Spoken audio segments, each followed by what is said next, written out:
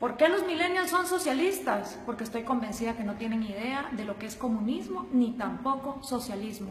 Cuando un millennial nos dice que quiere socialismo, nunca nos dice realmente qué es lo que quiere, cómo ambiciona que ese gobierno va a funcionar. No tiene idea de cómo van a funcionar las medidas políticas y económicas. Por eso se me ocurrió hacer socialismo para millennials. Bienvenidos. Vamos a arrancar desde la era industrial, cuando en el siglo XIX empiezan un montón de pensadores a pensar cosas que se denominaron como la filosofía socialista. Entre ellos estaba Giuseppe Mazzini. No digas tú, di nosotros. Esta visión de que renunciar al yo era lo mejor que le podía pasar a la sociedad.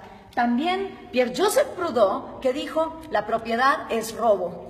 Estos dos contemporáneos inspiraron a Carlos Marx y a Federico Engels. Carlos Marx y Federico Engels se conocieron en 1843, 5 años antes de que escribieran el Manifiesto Comunista. Carlos Marx, hijo de padres judíos que dejaron la religión judía y se convirtieron al protestantismo, fue expulsado de Alemania, de Francia, de Bélgica, hasta que finalmente se va a Inglaterra, y en Manchester, junto con Federico Engels, un burgués, un hijo de industriales, ellos dos pues hacen el Manifiesto Comunista y describen el capital.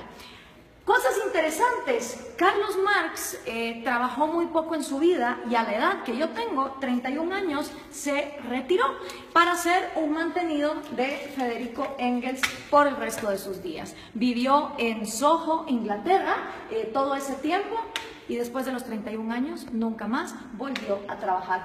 Estos dos personajes creyeron que habían descubierto el agua azucarada y que la época que estaban viviendo era una época única en la humanidad. Dicho en las palabras del mismo Carlos Marx, de este libro, The Politics Book, comunismo es el enredo de la historia resuelto. Para ellos el comunismo venía a resolver todas las luchas históricas. Según Marx y Engels, después de ellos la historia no volvería a ser la misma. Pero pensemos un poco en cuál era el mundo industrial en el que se movían Carlos Marx y Federico Engels. Para empezar, la filosofía que estos dos señores hicieron estaba inspirada para Alemania e Inglaterra, países industriales que tenían una gran industria que estaba cada vez más creciendo, no para países agrícolas. Y resulta que ni Inglaterra ni Alemania pusieron jamás en práctica las teorías de Marx ni de Engels tampoco. Quienes las pusieron en práctica fueron países agricultores que no contaban con las particularidades que Carlos Marx decía deberían de ser lo primero que debería haber, que es capital, manufactura e industria. En los países que más adelante vamos a ver, nos vamos a dar cuenta que no se puso en práctica. Además de esto, pensemos un poco en el mundo de estos dos señores. El mundo en el que se mueve Carlos Marx y el mundo en el que se mueve Federico Engels, 1848, es un mundo donde la esclavitud todavía era legal en Estados Unidos y en Europa, donde las mujeres no podíamos votar, prácticamente no teníamos ningún derecho porque éramos consideradas demasiado idiotas como para trabajar y votar. Era un mundo donde no había aviones, no había teléfonos, no había electricidad, no había inodoros, no había tampoco radios, no había televisión, no había satélites en el espacio, no había la mayor cantidad de profesiones que hoy por hoy existen en el mundo. Era otro mundo. Era una época donde estos dos hombres tuvieron la arrogancia de decir, de aquí para adelante la historia ya nunca va a cambiar. Ellos no tomaron en cuenta los avances tecnológicos, pensaron que la industria y esa época de los miserables iba a quedarse ahí para siempre. ¿Y en qué se basa esta crítica que estamos haciendo de el comunismo? Pues se basa en la crítica al proyecto de Gotha, escrito por Carlos Marx, El Capital, también escrito por Carlos Marx en 3 tomos, que por cierto el segundo tomo se imprimió luego de que Marx haya muerto, él ni siquiera lo había publicado, y por supuesto el Manifiesto Comunista. Vamos a ver entonces, el Manifiesto Comunista se basa en 2 fases. Esta es la primera fase que tiene 10 puntos. Ustedes vayan viendo si estos 10 puntos son lo que los millennials defienden cuando dicen que son socialistas. Vamos a ver, millennials, vamos a ponerlos a prueba. El primer punto de la fase 1 del Manifiesto Comunista es la abolición de la propiedad privada. Expropiaciones, que son todavía cosa de todos los días en América Latina, no son ajenas a ninguno de ustedes. El segundo puesto es impuestos fuertemente progresivos. Esta idea de que los más productivos de la sociedad sostengan más al Estado, porque del Estado vivimos todos. Entonces, mientras más paguen los más ricos, se supone que el Estado va a ser más justo y más fuerte, y para nada tiene que ver que eso desincentive a la gente a ser mejor. El tercero es abolición del derecho a herencias. Interesante, porque Rafael Correa quiso hacer también una ley de herencias bastante draconiana, donde se quería quedar con un montón de las herencias. El cuarto es confiscar la propiedad a emigrantes. Interesante que lo primero que hacen los regímenes socialistas y comunistas es no dejar que venga inversión extranjera, porque supuestamente en el himno socialista todos los obreros se van a agarrar de las manos, pero para lo que se trata de comercio todos somos enemigos. El quinto es centralización del crédito, que solo podías endeudarte con el Estado. La sexta es centralización de los medios de comunicación y transporte. ¿Les suena familiar? Prácticamente en toda América Latina, los regímenes del socialismo del siglo XXI han acaparado los medios. Expansión de empresas estatales. El Estado lo puede hacer todo mejor, porque el Estado es más inteligente que todos los individuos en sociedad. Distribución igualitaria del trabajo, que trabajen igual los más capaces que los menos capaces, los más talentosos que los menos talentosos. Combinar agricultura con industrias manufactureras. Y por último, educación gratis, y esto va a escandalizar un montón a los progres. Carlos Marx estaba a favor del trabajo infantil. Sí, señoras y señores, para Carlos Marx la educación debía ser gratis. Mentira, nada es gratis, todo lo paga alguien, pero como el Estado lo iba a expropiar todo, la educación entonces sería gratuita para que fuera combinada con producción industrial. Es decir, que los niños desde que están estudiando trabajaran. Así que memorícense bien esta fase 1, porque esta fase 1 es la que han implementado todos los países que han tratado de llevar a cabo la agenda marxista. ¿Les suenan familiares estos 10 pasos? Siguen vivos, a pesar de que el mundo de Carlos Marx era un mundo en 1848, estos 10 pasos se siguen dando en América Latina. Esta fase 1 para Carlos Marx es la fase socialista.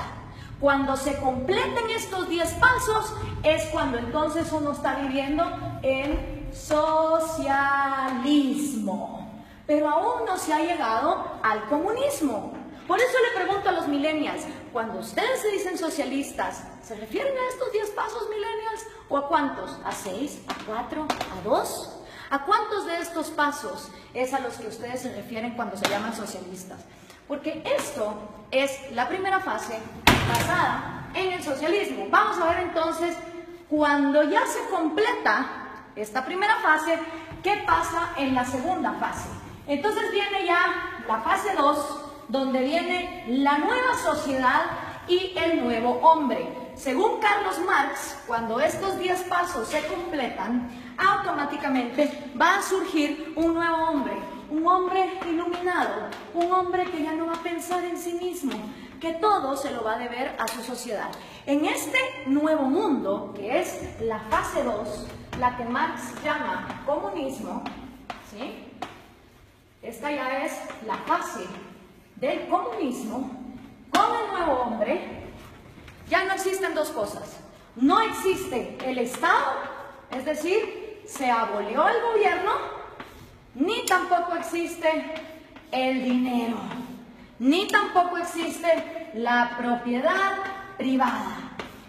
Estas tres cosas son las que dejan de existir en la fase 2, que es la fase del comunismo, con un nuevo hombre, un hombre iluminado, un hombre que ya no piensa en sí mismo. Marx nunca dijo cómo en el cerebrito de este hombre iban a dejar de existir sueños propios, necesidades propias, anhelos, talentos. Él nunca lo explicó. Para él, de manera mágica, después de que la fase 1 fuera completada, se pasaba automáticamente a la fase 2, donde este hombre nuevo iba a trabajar a la par de hombres más mediocres y menos talentosos, pero siempre recibiendo lo mismo. ¿Y cómo iba a funcionar la distribución de productos. Bueno, pues iba a haber un gran almacén y en este almacén la comunidad, ya sin Estado, ya sin gobierno, ya sin dinero, te iba a proveer a ti de todos los productos y servicios que tú ibas a necesitar. Entonces todas las personas, no importa sus talentos, iban a llegar a intercambiar. Si por ejemplo producían yesos, pues un yeso por 1 kilo de arroz. Y decía Marx que suponiendo que este hombre, en lugar de producir un yeso, hubiera producido 3 y este solo hubiera producido 2, en esta segunda fase, este hombre que produjo 3 yesos, no le iba a importar recibir también 1 libra de arroz para compararse con este. Según Marx, iba a llegar un momento donde el más talentoso y el que más trabajaba no le iba a importar recibir igual que el que trabajaba menos y el que era más mediocre. Ahora veamos, ¿se cumplió esta fase 2? ¿O qué es lo que ha pasado en la historia de la humanidad con la gente que ha llevado a cabo la agenda marxista? Bueno, pues los primeros que trataron de llevar a cabo la agenda marxista fueron Trotsky, Stalin y Lenin. 70 años después del manifiesto comunista, ellos son los primeros en poner en práctica la teoría marxista, cuando en 1918 deciden cortarle la cabeza a los sanguinarios explotadores, y de verdad que lo eran, de la dinastía Romanov, que era la monarquía que imperaba en Rusia. 2 errores. Primero, Marx escribe una teoría para Inglaterra y Alemania, que su problema no era, digamos, el de una monarquía que incentivara la agricultura, sino que eran países industriales. Rusia era feudal, bastante feudal. Estas 3 personas entonces ponen los primeros 10 pasos de Carlos Marx en marcha y llegaron a la fase 2, llegaron a este gran almacén. Realmente no. Ni se abolió la propiedad privada, ni se abolió el dinero, y el Estado, en lugar de aniquilarse, se fue volviendo más y más grande hasta volverse totalitario. ¿Y entonces qué pasó? En toda Unión Soviética se desplegaron los gulags. Cada uno de esos puntitos rojos que ustedes ven ahí son los gulags, los campos forzados de trabajo. Claro, desgraciadamente en esa época no había Twitter, no había Facebook, no había Instagram, entonces era muy difícil tener récords de las atrocidades y las violaciones a los derechos humanos que se daban en estos campos de concentración en condiciones de temperatura bastante salvajes y teniendo a la gente hasta lo último en el punto de inanición. Y para darles un ejemplo concreto, aquí hay una foto del Gulag de Ucrania, que era una parte fundamental para el sustento económico del Imperio Soviético, ya que producía 80% del carbón, 85% del hierro y el 70% de los metales. ¿No les suena familiar Venezuela? A ustedes que con el petróleo los tienen similar así. Después de la Unión Soviética, y que, ojo, nunca se llegó a la fase 2 de comunismo, podemos decir entonces que lo único que hubo en Rusia fue socialismo, porque nunca se llegó a la fase 2. El siguiente sanguinario que quiso poner a prueba el comunismo fue Mao Zedong en China. En 1948 entra el Ejército Rojo y Mao hace su propio experimento, con 2 atrocidades que aniquilaron a más de 60 millones de personas, que fueron el gran salto adelante y la revolución cultural, que básicamente era una manera de implementar los 10 pasos del manifiesto comunista y que llevaron al peor genocidio que la humanidad jamás ha visto. Y por supuesto, esta idea se trae a casa, y los primeros en traer la casa en su propia versión de Trotsky, Stalin y Lenin son el Che Guevara, Fidel Castro y Camilo Cienfuegos. Cosa interesante, Camilo Cienfuegos y Trotsky, siendo los intelectuales más moderados de este movimiento, fueron asesinados, este por Stalin y Camilo por Fidel Castro. Hasta en eso se parecen estos modelos, donde tenemos sanguinarios que traicionan a sus propios amigos cuando no se vuelven tan pues crueles y dictadores como ellos. Ahora veamos la línea. Entra Fidel Castro a Cuba y obviamente Fidel Castro sigue influyendo en la región. Aquí lo tenemos con Evo Morales y con Hugo Chávez, que traen el refrito, el socialismo del siglo XXI. La misma idea, los mismos 10 pasos, la misma utopía, llegar al gran almacén donde hasta el talentoso iba a renunciar por el mediocre. Y esto se sigue pasando. Aquí está Hugo Chávez con Kirchner, Néstor Kirchner y con Lula da Silva. Y por supuesto sus nuevos reciclados, Dilma Rousseff, que acaba de ser destituida, Mujica, Cristina Kirchner con Hugo Chávez. Si podemos ver, la línea es directa, las ideas son las mismas, es la misma receta y el resultado es el mismo. Entonces, ¿por qué los millennials insisten en ser socialistas? No me cabe la menor duda que es porque no conocen su historia, no tienen idea de lo que significa el socialismo, ni tampoco tienen idea de que el comunismo llega hasta una fase 2 que nunca antes se ha dado. Veamos algunos resultados por acá. Tenemos la cantidad de muertos que el comunismo ha producido. En la Unión Soviética 20 millones, en China 65 millones, en Vietnam 1 millón. En Corea del Norte se calcula, porque obviamente no se sabe, 2 millones, en Camboya otros 2, en Europa del Este 1 millón, en Latinoamérica 150.000, en África 1.7, en Afganistán 1.5 para llegar a 94.3 millones, según los datos estadísticos de los mismos gobiernos. ¿Y quiénes han intentado el proyecto comunista? Nada más y nada menos que la mitad del territorio del mundo. Entre los países que han intentado el proyecto comunista están la Unión Soviética, Ucrania, Bielorrusia, Azerbaiyán, Georgia, Turkmenistán, Uzbekistán, Armenia, Kazajistán, Kirguistán, Letonia, Lituania, Moldovia, Estonia, China, Vietnam, Laos, Alemania Oriental, obviamente. Está también Hungría, Checoslovaquia, Rumania, Yugoslavia, Albania, Bulgaria, Corea del Norte, Cuba, Camboya, Etiopía, Angola, Mozambique, Nicaragua, Afganistán y por supuesto Venezuela, si tomamos en cuenta lo que se ha llevado a cabo. ¿Cuáles son tus probabilidades de toparte con el comunismo? Son increíbles. Imagínate que vos podés tener antepasados de Hungría o antepasados de Cuba y vivir en Guatemala y te vas a haber topado con el comunismo.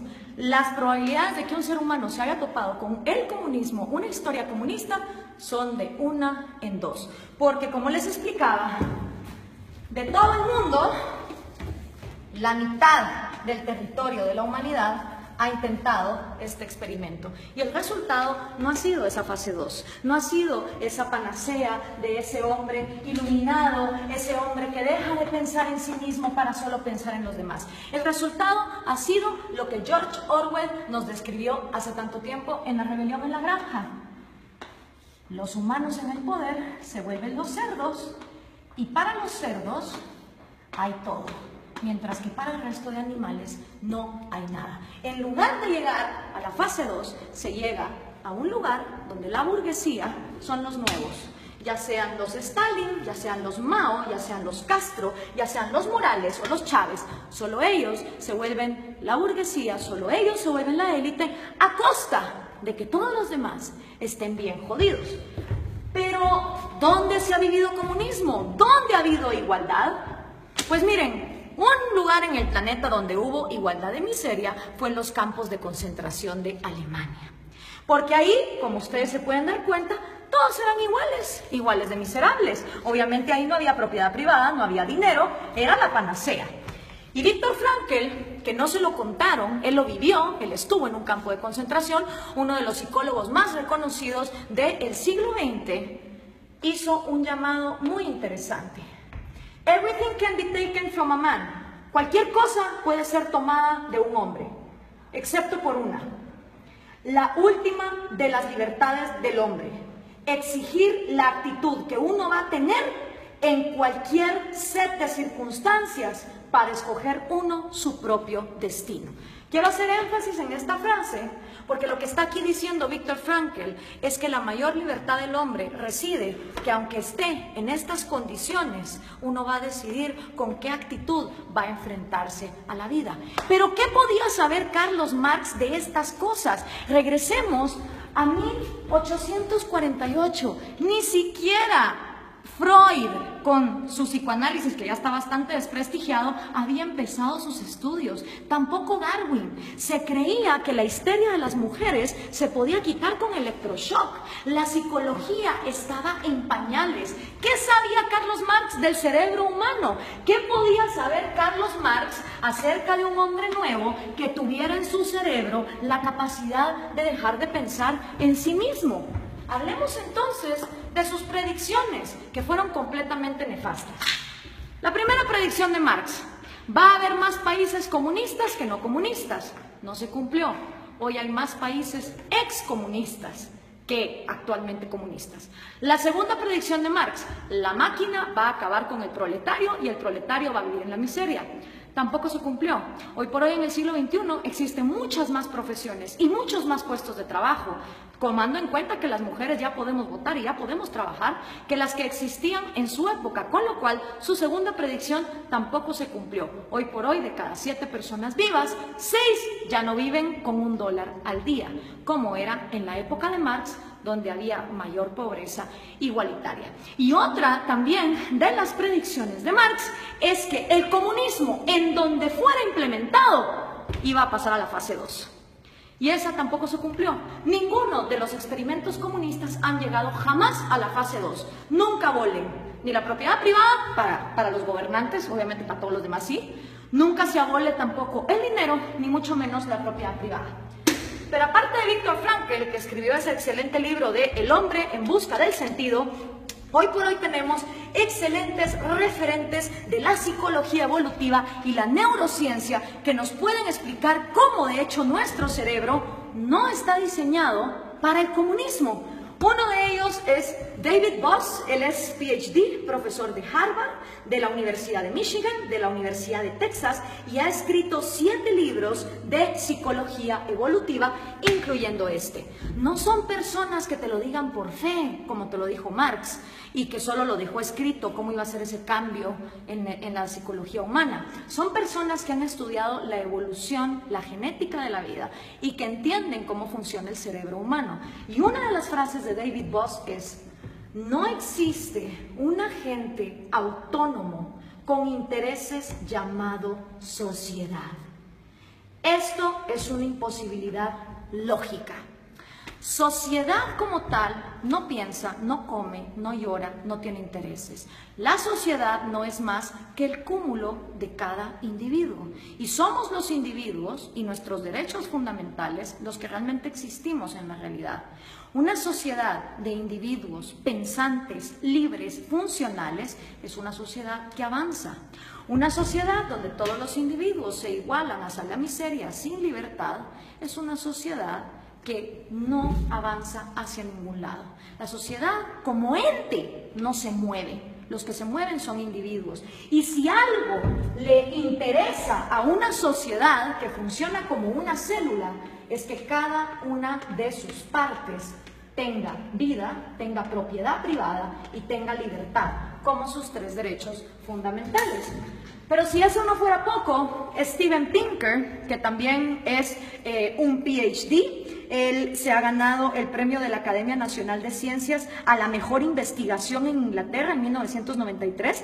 También se ha ganado el premio de la Sociedad Cognitiva de la Neurociencia en el 2010 y ha sido 2 veces finalista del premio Pulitzer. Escribió el libro ¿Cómo funciona nuestra mente? Y una de las frases de Steven Pinker es: el mejor argumento contra el totalitarismo es reconocer una naturaleza humana universal, que todos los seres humanos tenemos un deseo innato por la vida, la libertad y la búsqueda de la felicidad. ¿Qué quiere decir esta frase? Que todas las personas, nazcamos donde nazcamos, en el país en el que nazcamos, en la cultura en que nazcamos, traemos 3 deseos innatos: el amor por nuestra vida, el amor por nuestra libertad y el amor por la propia búsqueda de la felicidad. ¿Qué significa eso?